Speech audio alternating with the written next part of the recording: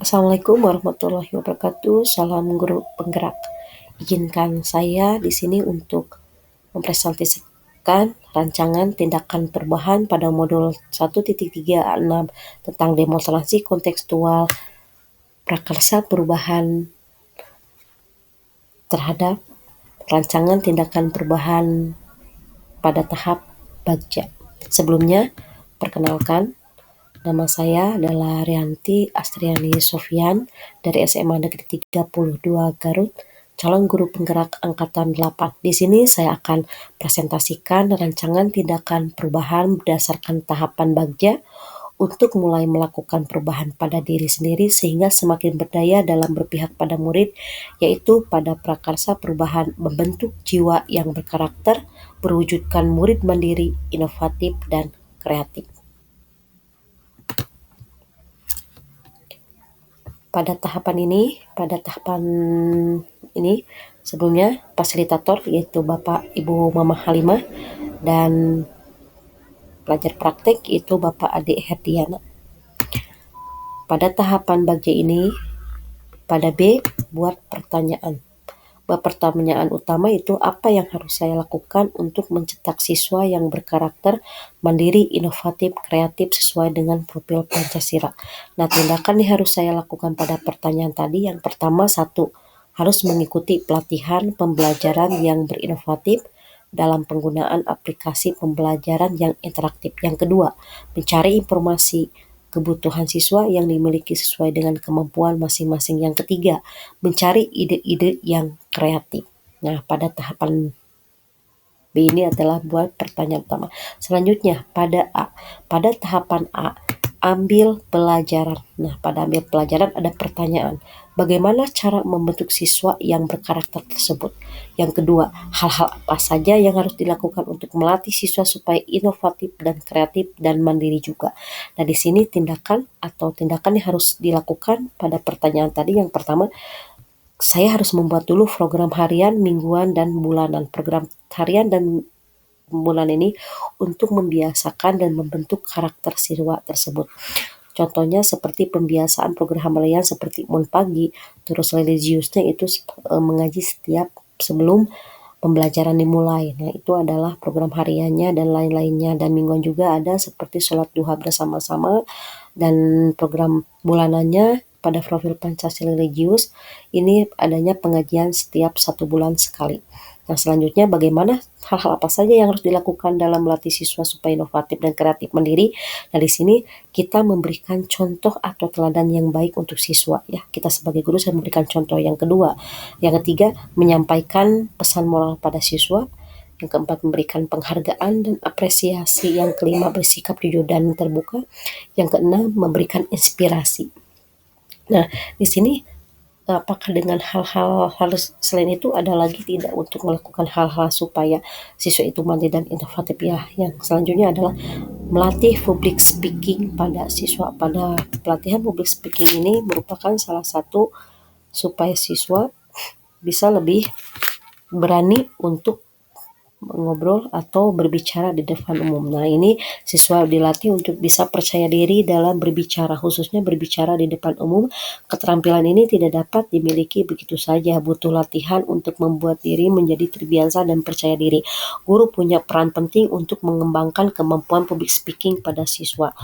Pada public speaking ini, siswa dibiasakan untuk diskusi kelompok, diharapkan dapat menumbuhkan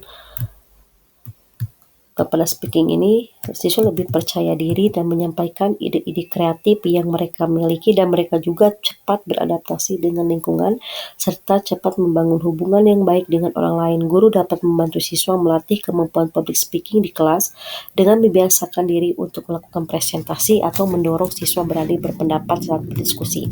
Nah, selanjutnya melakukan diskusi kelompok. Nah, diskusi kelompok ini cara supaya siswa dapat saling berinteraksi. Cara ini akan memacu siswa yang pendiam atau kurang aktif untuk berbicara dan menyampaikan pendapat kepada teman-temannya. Dengan diskusi kelompok diharapkan dapat menumbuhkan kreativitas siswa dalam mencari dan memecahkan pokok masalah yang diberikan kepada kelompoknya dengan berdiskusi. Setelah itu mereka akan menyampaikan penyelesaiannya di depan kelas. Selanjutnya gunakan media pengajaran.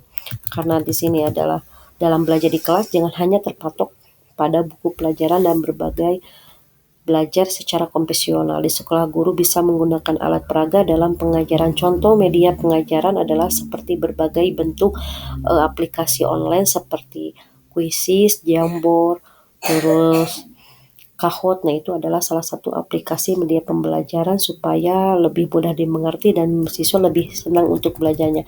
Semakin kreatif dan inovatif media pembelajaran yang kita lakukan, maka semakin memudahkan siswa untuk memahami materi pembelajaran. Mereka juga dapat mencontoh perilaku kreatif dan inovatif yang kita berikan. Selanjutnya, berikan proyek pada siswa. Guru dapat memperbanyak proyek untuk dikerjakan siswa, entah proyek secara individual atau kelompok. Ini dilakukan juga untuk menyeimbangkan teori yang diberikan di kelas dan praktek di luar kelas. Memberikan proyek pada siswa akan membuat siswa menjadi kreatif dengan menuangkan ide-ide kreatif dari imajinasinya dan terpancing untuk menemukan solusi dari proyeknya. Untuk mengapresiasi karya mereka, jangan lupa untuk memajang hasil karya siswa di sekolah supaya bisa dilihat banyak orang dan menjadi bentuk apresiasi terhadap karya siswa. Namun perlu diingat, proyek yang Anda berikan juga harus disesuaikan dengan kemampuan siswa. Jangan memberatkan mereka karena hal tersebut membuat mereka merasa terbebani.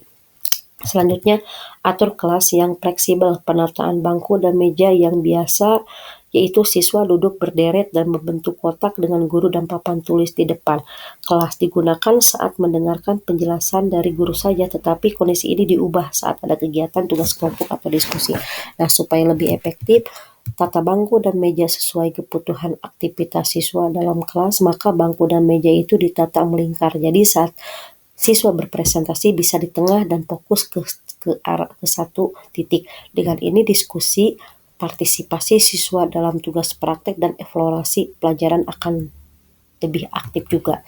Nah, yang selanjutnya, tantang siswa untuk memecahkan masalah. Untuk membuat siswa menjadi kreatif, inovatif, dan mandiri, siswa harus ditantang untuk punya kemampuan dan mengatasi berbagai masalah yang diberikan. Saat siswa memiliki kemampuan untuk menyelesaikan masalah, mereka akan memiliki pola berpikir kreatif. Selanjutnya, manfaatkan teknologi dengan baik. Kita di zaman teknologi yang serba canggih dan mudah, siswa harus terus dibawa mengikuti perkembangan zaman. Ini untuk terus berkembang. Manfaat dari internet dan teknologi ini sangat banyak, ada negatif dan ada positifnya. Maka kita ajari siswa untuk memanfaatkan internet yang baik. Kita gunakan media pembelajaran yang interaktif. Dengan teknologi, siswa lebih mengeksplorasi kreativitasnya. Internet bisa menjadi sumber bagi siswa untuk menambah pengetahuannya. Selanjutnya, lakukan riset dan analisis. Dengan membuat makalah mengenai riset dan analisis, siswa diharapkan akan mampu untuk memperlebar jangkauan ilmu pengetahuan. Dengan melakukan riset dan analisis ini, maka cara berpikir kritis siswa akan semakin diarahkan. Siswa diharapkan mampu menguraikan masalah sekaligus menemukan solusi penyelesaian dari masalah tersebut.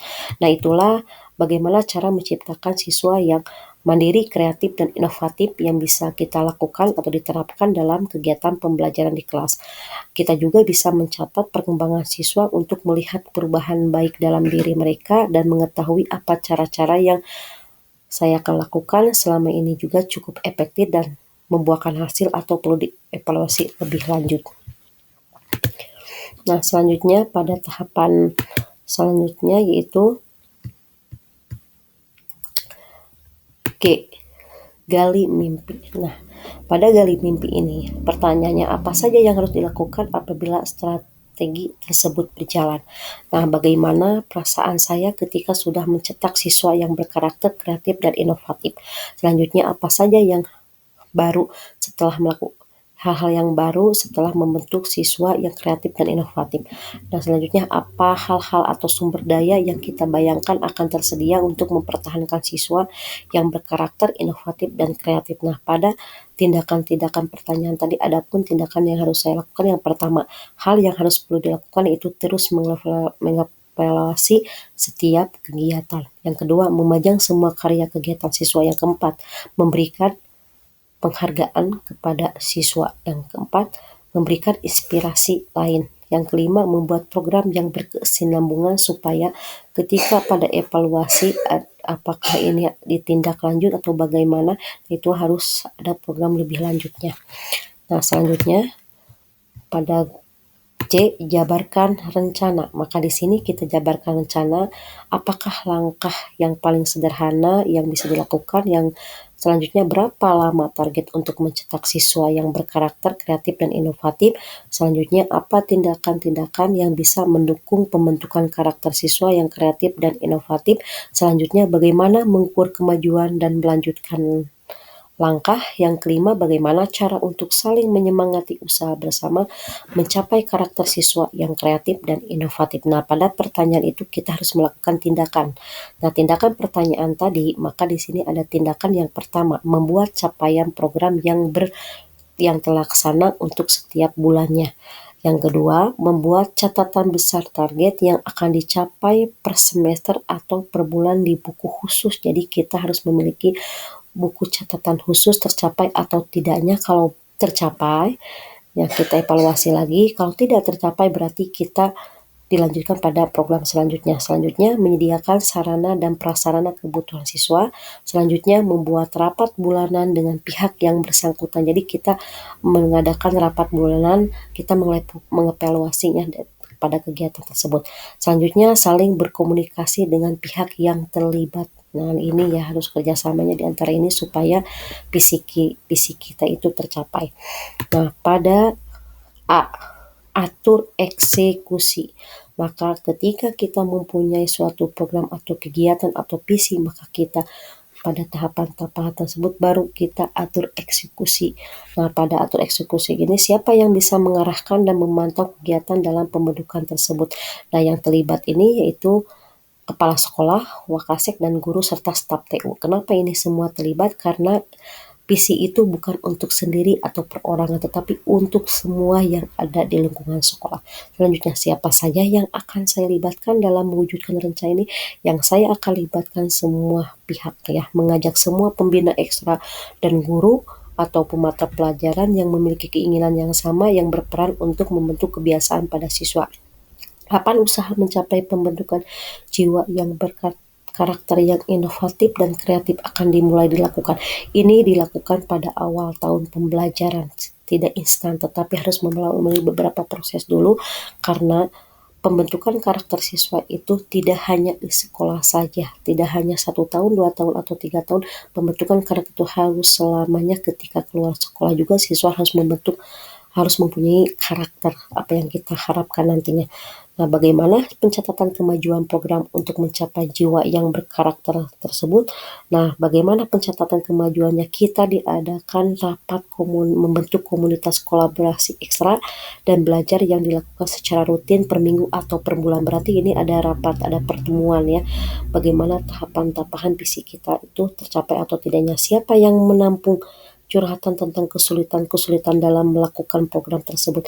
Nah, yang menampung semua kesulitan kita adalah kepala sekolah, wakasek, ketua komunitasnya. Nah, ini saya mengadakan 2 komunitas, ada komunitas belajar, ada komunitas pembina ekstra, karena untuk membentuk suatu perubahan maka ada kolaborasi ya. Nah, selanjutnya, setelah itu inilah rancangan-rancangan tindakan perubahan yang saya lakukan untuk membentuk jiwa yang berkarakter, mewujudkan murid mandiri, inovatif, dan kreatif. Dari saya cukup sekian. Assalamualaikum warahmatullahi wabarakatuh.